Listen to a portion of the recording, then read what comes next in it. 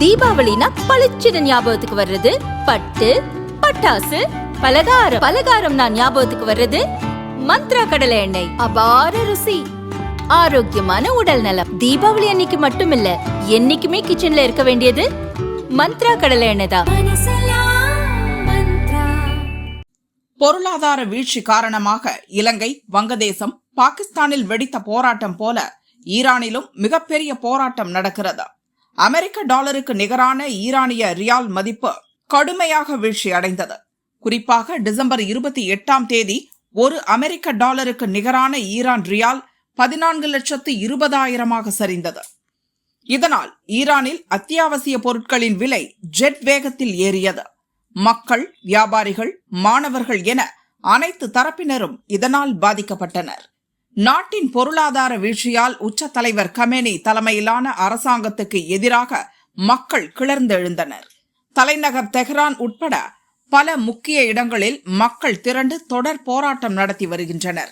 ஒரு வாரத்திற்கும் மேலாக நீடிக்கும் போராட்டத்தை அரசாங்கத்தால் கட்டுப்படுத்த முடியவில்லை. ராணுவமும் போலீசாரும் மக்களை தடுத்ததால் டெஹ்ரானில் கலவரம் வெடித்தது. போராட்டக்காரர்களும் வீரர்களும் கடுமையாக மோதினர். போராட்டத்தை கலைக்க தடியடி நடத்துவதும் கண்ணீர் புகை குண்டுகளை வீசுவதும் தொடர்கிறது.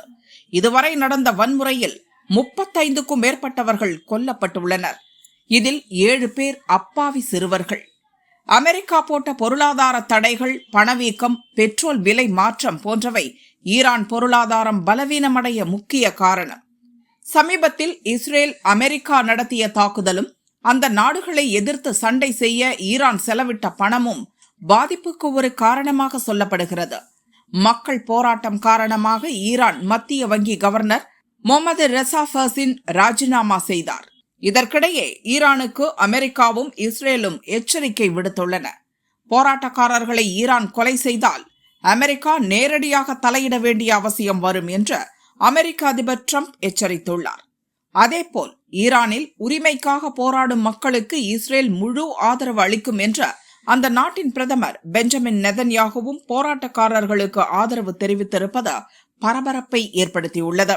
சில நாட்களுக்கு முன்புதான் வெனிசுலாவை தாக்கி அந்த நாட்டின் அதிபரையும் அவரது மனைவியையும் உள்ளே புகுந்த அமெரிக்கா பிடித்துச் சென்றது. இதே பாணியில் ஈரானையும் படிய வைக்க ட்ரம்ப் முயற்சி செய்கிறார். அதற்கான முன்னோட்டமே இந்த போராட்டம் என்று பல தரப்பினரும் குற்றம் சாட்டுகின்றனர். போராட்டக்காரர்களுக்கு ஆதரவு தெரிவித்த அமெரிக்கா மற்றும் இஸ்ரேலுக்கு ஈரான் கடும் கண்டனம் தெரிவித்துள்ளது. எங்கள் உள்நாட்டு விவகாரத்தில் தலையிட்டால் விபரீதத்தை சந்திக்க வேண்டி வரும். மோதலை ஏற்படுத்தினாலோ அல்லது ஈரானை தாக்க நினைத்தாலோ உரிய முறையில் பதிலடி கொடுப்போம் என்ற ஈரான் அரசு கூறியுள்ளது. இதனால் ஈரானில் பதற்றம் நீடிக்கிறது.